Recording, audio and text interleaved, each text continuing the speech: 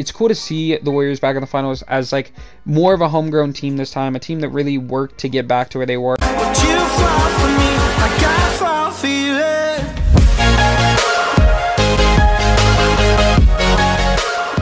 Yo, what is up, everybody? Welcome back to another episode of NBA Now. So it has been a little bit, but it's your boy Dom, and we're gonna get right into things here today. First off, today I would like to give a huge shout out to Jay Warvz. We're gonna use some of his stuff for today's stuff, where it kind of goes over the timeline of the Golden State Warriors, which is obviously the title of the video and everything like that. But yeah, I mean, the Warriors are in the finals. To kind of start things off, the Warriors are in the NBA Finals, something not many people predicted. I'm not going to say I predicted it because of my video with James Wiseman and everything like that, but I did say that they had, at the start of the season had set themselves up for a chance at it, right? And I think that was a super fair assessment. I know a lot of people were kind of all over the place with the predictions for them, and that's kind of how that happened. I'm not going to touch on the Boston Celtics too much in this video. We should have a video on them either coming out tomorrow or Friday, the day after Game 1. So we'll see which day I decide to do that. I'm kind of thinking after Game 1 would be a little bit better, although I will give my prediction at some point in this video. So make sure you guys stay tuned for that. Regardless, the Golden State Warriors, the timeline of this dynasty is insane. I mean, when you look at this team, it is one of the greatest teams to ever be assembled in the game of basketball. You have the greatest shooter of all time that has played in this dynasty. You have the greatest scorer of all time that has played for this dynasty. You have the second greatest shooter of all time. You have one of the most versatile power forward defenders that helped modernize basketball the way it is. I mean, this team sped up the modernization of basketball by 10 years, right? Now, before the Golden State Warriors came to prominence, we saw mid-range, we saw LeBron dominating, driving to the rim and everything like that, and we saw him dominate through the Golden State Warriors dynasty, winning a championship within the dynasty, actually winning 2 championships within their dynasty. Which is just, it's insane to think about. It speaks just to LeBron's greatness on his own, but when you look at Golden State, they revolutionized basketball, and I think that's well known amongst the NBA and basketball community. I don't know why I said committee. I guess they both start with C. Apparently I'm an idiot. Regardless, though, when you look at the timeline of this Golden State Warriors team, right, 2013-2014, they finished 6th in the West with 51 wins. They lose to the Clippers in 7 games, and who's hired on as head coach? None other than Steve Kerr, a guy who now has been in the championships for 4 straight decades, right? Obviously with the Chicago Bulls, when he played with Michael Jordan, with the San Antonio Spurs, when he played with Tim Duncan, as a coach with the Golden State Warriors in the 2010s, and then now this year in 2022 with the Golden State Warriors yet again. So they fire Mark Jackson, a guy that actually had success with them. I mean, he took a team that with an injury-riddled star player and no number 1, number 2 picks, and turned him into a playoff team and turned him into a competing and up-and-coming team, and a team that eventually goes on to be one of the best teams of all time and captures a 73-9 record to hold the best record of all time at this point in history, something that may never be broken. Now, when you look at that, it's like, well, there's no way that record can't be broken. It's more breakable than Wilt's 100 points or whatever, but it's such a difficult feat to accomplish by a single team, to night in and night out for 8 months straight just win and win and win. And I think, if anybody even ties it and wins a championship that year, that will be considered as breaking it, as obviously the Warriors didn't win the championship that year, but we will get to that. So obviously you fire Mark Jackson, a guy who it's crazy to me that he didn't get more coaching opportunities after being fired from the Golden State Warriors, because I thought he was a very effective guy there. Obviously Steve Kerr's system kind of broke out everything that you could with the Golden State Warriors, but Mark Jackson's lack of job opportunities as a head coach throughout the NBA since then has kind of been shocking to me. Now he's done good in broadcasting and such, but then you head into the 2014-2015 season, right? And this is where you go from 6th to 1st place. You fired your head coach and you jumped 5 seeds. You go to 67 wins, and guess what? Curry wins MVP, right? Curry wins his first MVP, and it starts, everything kind of starts to set in. they, you know, kind of work their way through the playoffs, and what do? Head to the NBA Finals for the first time in 40 years, right? Easily getting past the Rockets in 5 games for the conference finals, and just like that, they were 2015 NBA champions. Now, there is, I think when you look back at 2015, 2016, where obviously the Warriors win in 2015, we see them the next year lose in 2016 to LeBron in the infamous Cleveland "This Is For You" 3-1 comeback that LeBron held in the NBA Finals. But I think the championships really should have been flipped. So both teams got a championships which they both deserved those 2 years, but it really should have been flipped, right? In 2015, it really should have probably been the Cavaliers, but injuries held them back from that. And then in 2016, it really should have been the Warriors. I mean, they were superior all season long to any team, and they were up 3-1, right? But they both win the championship, and obviously in 2015 we see Andre Iguodala capture the Finals MVP for the Warriors, something that still to this day haunts Curry's legacy, and you know, maybe a main driving force in this upcoming finals against Boston for him to try and capture. I mean, it's the one thing that is constantly held against him in arguments. I mean, obviously there'll always be, oh, he's not a great defender or whatever, but he is a solid enough team defender that it doesn't matter. Like, individually, he's not locking down anyone, but he's a helpful team defender, so it doesn't kill you to have him on the court, as it may to have someone like Isaiah Thomas or Trae Young. Even no matter how much Isaiah Thomas tries, he isn't a great defender, and then Trae Young just doesn't try, so there's those two aspects of it, where Curry doesn't quite fall into either of those, right? So obviously we see them win it in 2015, and then like I said, they go into 2016, and they win 73 games, only losing 9 games, set the best record in NBA history, are obviously first in the West. Steph Curry wins the first ever unanimous MVP, and they go on to lose. They go on to lose to the Cavaliers after having a 3-1 lead. And what does that open them up to do? I think, you know, that loss in the finals opened this up. It opened Kevin Durant to go there. Obviously, one of the most notoriously hated signings in NBA history, broken down as one of the snakiest, most hated moves of all time. And actually, as a basketball fan, it kind of tore me, right? Because I liked Curry. I mean, it's hard not to like a guy that can shoot it from 40 feet and then, you know, seems to have a chip on his shoulder, had to deal with injuries. It's hard not to like that guy, right? I think a lot of younger Curry fans make it difficult to like the Warriors or to like Curry or whatever, and I will always be a Nuggets fan, right? So for me to like Curry, that's liking a player, not the whole team, right? Some of Draymond's antics annoy the crap out of me, although I think after he stops playing, he'll be a great analyst. Similar to JJ Redick. I think he'll be a good analyst like JJ Redick is, in comparison to some other former players that have analyst jobs in NBA media. Regardless, though, Kevin Durant signs there, and that is pretty much because the Golden State Warriors lost. They were able to get him, and that all goes back to Steph Curry's injuries. It all goes back to the disappointment that this team had early on before they were able to break through and make the playoffs, and then change coaches to Steve Kerr and really break out in the way that they did.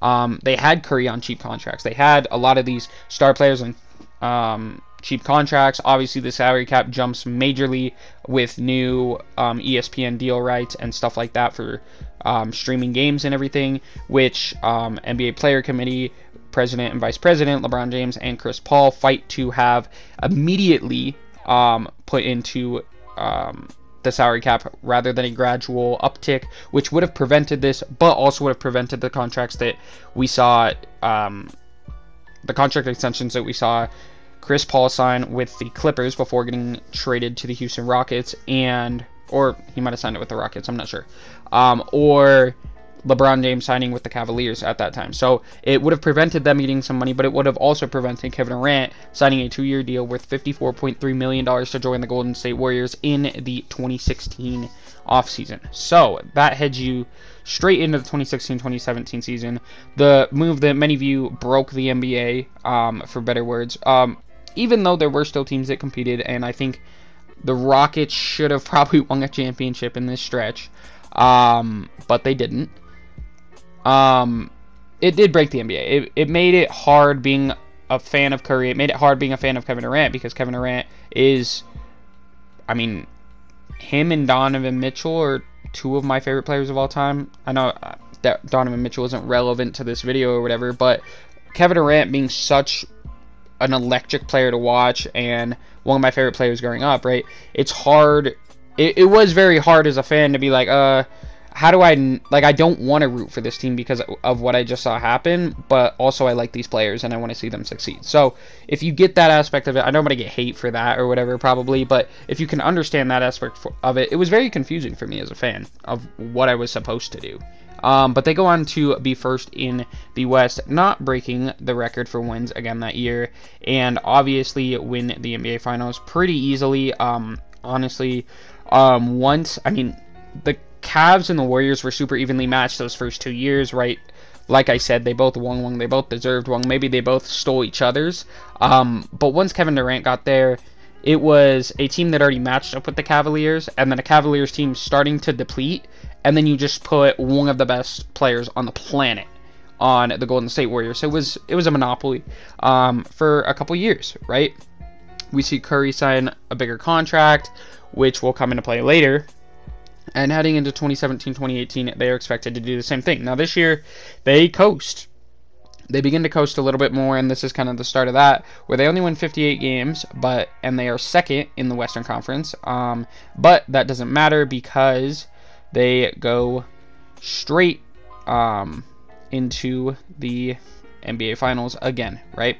And they obviously win by sweeping the Cavaliers, and I mean, that's it. That's 2 rings right there, back to back. And they only lost 1 game in the finals in 2 years, right? So this team looked unstoppable. But as I said, Kevin Durant had only signed a 2-year deal with them. So we see that contract start to wind down. Although he is still there the next year, where we see DeMarcus Cousins, after all the antics that went on with him in New Orleans, he being injured, Anthony Davis wearing his jersey at the All-Star game, he felt disrespected by the franchise or by the contract. It's still a confusing situation at this point in time, but I believe it came down to the contract that New Orleans offered him.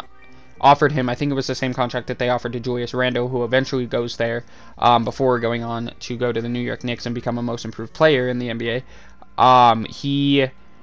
DeMarcus Cousins kind of got that same contract offer and felt that he was worth more, so he was disrespected by it, didn't get enough years or whatever it was to make him want to go to any other team, and decides, hey, screw you guys, I'll just go join the best team, get a ring, and you guys are going to have to pay me next year, right? So he goes there, injured, and we never really see the same DeMarcus Cousins that we saw before he went to Golden State.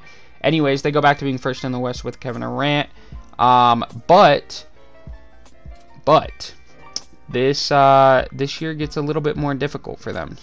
In the playoffs, we see more injuries start to pop up. We see Kevin Durant get a little bruised in the playoffs, and then all of a sudden, the Raptors are up 3-1, right? We see Kawhi in the East going on this magnificent run, a run of all time, hitting one of the craziest shots to win a series, one of the most iconic pictures of all time in NBA history, where he's falling over, waiting for the ball to fall in, right?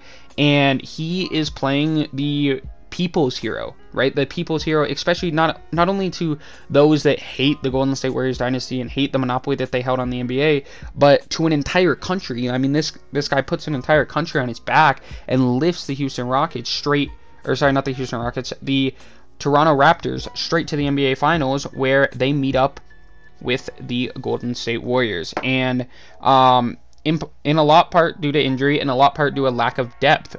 When they chose to sign Kevin Durant, although they had easily the money for it, they ended up voiding on guys like Sean Livingston and all those other role players and pieces that they had for those first 2 years against Cleveland, and even during those first 2 championships with Kevin Durant. A lot of those role pieces that helped this team have a 12, 13-man true depth, where if somebody did get injured, they had another guy that could step in and have a next man up mentality super, super easily and be good at it. Because there's sometimes a difference between just the mentality and the skill level that you can provide on the court for your team. And they end up losing to the Toronto Raptors. That summer, we see that Kevin Durant decides to leave, right? He suffers a torn Achilles, and the Toronto crowd cheers. One of the saddest things I've probably ever seen in sports is for a crowd to cheer. I mean, we all know why they did it. They cheered because they knew the series was over and they were winning. There was no way that the Warriors were coming back at that point. But to cheer for one of the greatest players of all time, to ruin their Achilles, regardless of your feelings for them personally, is pretty sad in my opinion to do. Anyways, I think that's just a general thing. You don't cheer for people to get injured in sports. Regardless, Klay also goes on to tear his ACL, and like I said, the Raptors win the NBA Finals, giving Kawhi a ring that he'll never forget, right? Andre Iguodala is traded to Memphis in the offseason. KD is signed and traded to the Nets, where they get D'Angelo Russell back, and Sean Livingston is waived. So all of these guys that have been there, I mean, your 2 finals MVPs from your past 3 finals that you won, and one of your most important role players off the bench are all gone now. Just in that one offseason. We see Klay and Draymond re-sign on max contracts, and we head into the next year. A year where a lot looked at it as a prove-it year for Steph Curry. Can you do it without Kevin Durant still? Type of year. Have you gotten too used to playing with one of the greatest players of all time that maybe you aren't as good as we thought? Maybe you aren't truly a unanimous MVP, is the way a lot of people looked at it. And so the lineup heading into the season was Steph Curry, D'Angelo Russell, Kevin Looney, Draymond Green, and Glenn Robinson. Yes, Glenn Robinson. You heard that right.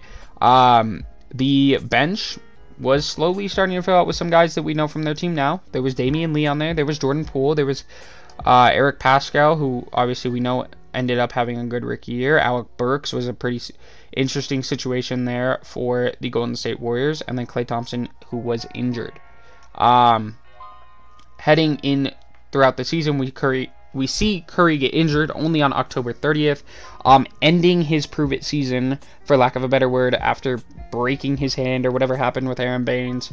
He then goes on to really not play for the rest of the year, and as we get closer to the trade deadline, one of the most important moves to get this team to where they are today is trading D'Angelo Russell for Andrew Wiggins. So they were going to get nothing for Kevin Durant initially when Kevin Durant was going to leave, but Brooklyn came to them and said, hey, we'll give you D'Angelo Russell. We want to sign Kyrie as well. And they took it. They took what they could get, and they flipped it into something that acted as a replacement, right? It acted as, hey, let's get another guy that's got this athletic wing potential with defense and everything like that. He was a number 1 overall pick.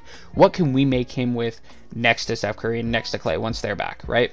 And so he is traded there, and obviously also because of D'Angelo Russell's inflated value that he was able to not only get with Brooklyn after making an all-star team, but with the Golden State Warriors, where he became, again, the primary option on this team once Steph Curry was injured.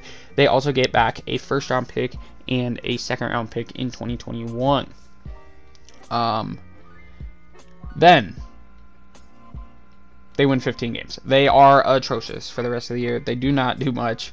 And they have the worst record in the NBA. Best odds at the number 1 pick, where they go on to get the number 2 pick and draft James Wiseman. A guy that did not even play for them all of this year, where they go on to make the finals. A number 2 pick, might I add. Again. Then the next year we see the lineup. So that was kind of a half a season with Wiggins. I want to say this first. That was kind of half a season with Wiggins to adjust him to the lineup and everything like that. And I do have a full video on Andrew Wiggins and kind of how he kind of turned his career around. Make sure you guys go watch it if you want to. It is banned in some areas because I did it a little differently than this video. I used like actual footage and stuff like that and everything. But it's honestly, it was a fun video to make, so you guys should go check that out. Regardless though, what we see is Steph Curry, Kelly Oubre, James Wiseman, Draymond Green, and Andrew Wiggins as a lineup. Finally, the Warriors get that center that they never truly had in James Wiseman, one of the most interesting prospects headed into the draft, and a clear top 3 pick regardless, and obviously a major need for this team at this point, having repeatedly to start Kevin Looney, who wasn't looked at as an elite center, or he was like a solid, like, 74 overall center. That's what you would look at him. If you're talking 2K terms, he's a 74 overall center. You can live with it, you can die with it, you might be able to win with it. It's kind of shooting the shit, right? With Kevin Looney, without as much star power as they used to have, right? And this team continues to try and fill out depth. You see Juan Toscano-Anderson be brought into this team. Obviously, the return of Kevin Looney, who had, been going through injuries the last couple of years. And the Warriors play well. Obviously, Curry carries them all season and gets in MVP talks. Really didn't make entire sense, obviously, with how good Jokic was that year and the seeding that we had over them. But he plays very, very well. And Andrew Wiggins plays much better. You see him start to kind of polish out some of this stuff that had hurt him in Minnesota, and some of this kind of starts to refine his game next to Steph Curry as kind of that number 2 option for Steph Curry, right? Steph Curry averages 32 points per game. They only win 39 games, but they finish 8th in the West. Obviously on the shortened season or whatever, heading into the bubble, they have the opportunity to win 39 games and be the 8th seed in the West, projected for 45-ish games or so, when you stretch that out amongst an entire season. But they head into the play-in and they do not make it. They instead lose and miss the playoffs. After that, we get to this season, right? So obviously in the offseason, they continue to make moves, and some of their younger players continue to develop. They bring in Jonathan Kuminga and Moses Moody in the draft. They bring back Andre Iguodala, and the team is like it was in 2016. It is a Kevin Durant-less deep team. A Kevin Durant-less deep team that holds a next man up mentality. Klay Thompson comes back this year. Draymond continues to be the defensive mind that he is. Steph Curry continues to be the offensive system that he is. And Andrew Wiggins continues to refine his game throughout the season, as we see other guys continue to chip in more and more. And even without having James Wiseman, we saw Andrew Wiggins become an all-star. We saw Klay Thompson return to his team and fit back in. Not quite the Klay of old, but still Klay Thompson nonetheless. And this team go on to make the playoffs. Obviously making the playoffs as a decent seed. I believe they made the playoffs as a 3 seed, setting themselves up for a opportune time in the playoffs to try and make the NBA Finals, right? Now, it wasn't something many people were predicting, but they had a path, and that's exactly what they were looking for. So they enter the NBA playoffs for the first time since they had Kevin Durant, obviously being knocked out in the play-in the year before, and it was a huge surge from the year before wins-wise. I mean, this team went from 39 wins, projected around 45, like I said, to being the 3rd seed in the NBA, or in the Western Conference, a loaded Western Conference at that. And in the first round, we see them go against my Denver Nuggets and kind of just tear us apart. It didn't matter that we had the MVP. It didn't matter that the MVP played center, the position that matched up the best against the Golden State Warriors. We had too many injuries, and they were too balanced and deep and good of a team. And the surge of Jordan Poole, who almost took that D'Angelo Russell role next to Steph Curry, kind of filling in where Klay was missed, and throughout the season he averages almost 20 points per game, a lot of it off the bench, became the honorary 3rd splash bro, right? And the Steph Curry 2.0, right? Whatever you want to call him. At that, I think that's a bit much, both of those, but honestly a fantastic player. I almost made numerous videos on him throughout the season because of just the phenomenal year that he had himself. But what we see is them beat the Denver Nuggets in the first round, go on to play the Memphis Grizzlies, a up-and-coming team with John Morant, one of the most electric players to watch in the game of basketball. I've made a couple videos on him. Make sure you guys go check those out.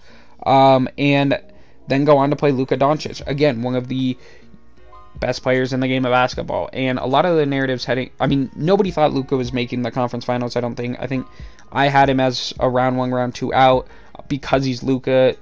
You always have to kind of be like, oh yeah, he could do it. But some of the depth and just other assets on this team to help him score and win weren't quite there for me. So it was shocking to me that he made the conference finals. So shout out to him for being able to do that.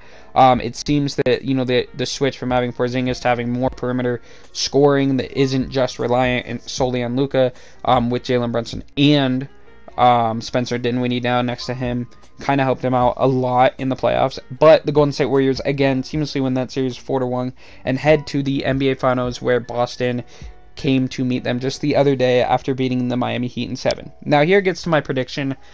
I think the Golden State Warriors will win the NBA Finals, though as a Steph Curry fan, I am rooting for the Boston Celtics to win it. I think the Boston Celtics have had a phenomenal story this season, and like I said, I will talk about them more in their own video. But truly what the Celtics have done, I think, has just been inspirational to a lot of teams, or it should be, and super awesome to watch, and I'd love to see them win it. If the Warriors win it, though, I won't be mad like a lot of people might be, and I do hope that Steph Curry finds a way to get his Finals MVP so that small criticism can be taken away from him, and we can look at what he has done for the game of basketball rather than the negative. And yeah, so that's my prediction. I think the Warriors win. How many games I think they win in? I think they win in 6 or 7.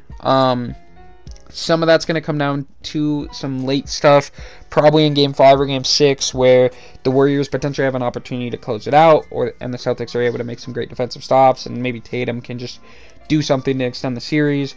Or it's going to come down to a Warriors comeback in maybe one of those games where they get up in the series and then the Celtics have a really good game or whatever, but the Warriors come back and win that game as kind of a surprise game that allows them to win it in those 5 or 6 games without having to go to 7. Now, I would like to say I think it's going to be Warriors in 6 as my final prediction before the series starts. But yeah, I think it's going to be a super entertaining series. I can't wait to watch it. I know you guys definitely can't wait to watch it if you're watching this video. And yeah, I think it should be super fun to see. It's cool to see the Warriors back in the finals as like more of a homegrown team this time, a team that really worked to get back to where they were, had to make a lot of moves, had to develop a lot of players, and had to get lucky like they had before. I mean, a lot of this, when you look at that Raptors series, I think barring no injury, the Warriors might win that. Who knows, right? That's rewriting history and everything like that. But if the Raptors get injured like the Warriors did, the Warriors win it. So some of that is luck. It's hoping that you don't get injured, and you never hope for injuries on anybody in sports, in my opinion. Regardless your opinion of them, because that is a human that you're talking about. And so the Warriors were able to kind of find some luck this year, develop some of their players, and fight their way back to the finals. And I'm super interested to see how the series goes. And I honestly, like I said, I just can't wait to watch it all fold out. So let me know what you guys think down below. Like I said, we're going to be back getting to the grind of making all these videos and everything like that. So make sure you guys stay tuned for more. It has been your boy Dom, and this has been the timeline of the Golden State Warriors dynasty of the 2010s and potential 2020s. Catch y'all next time. Peace out, guys.